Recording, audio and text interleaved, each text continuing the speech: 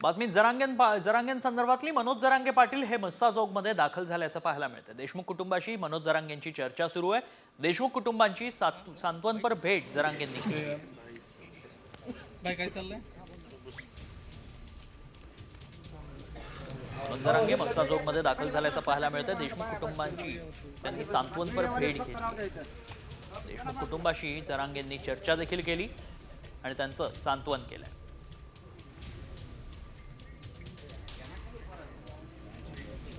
बातमी जरांगेंसंदर्भातली मनोज जरांगे पाटील हे मस्साजोगमध्ये दाखल झाल्याचं पाहायला मिळतं। देशमुख कुटुंबाशी मनोज जरांगेंची चर्चा सुरू आहे।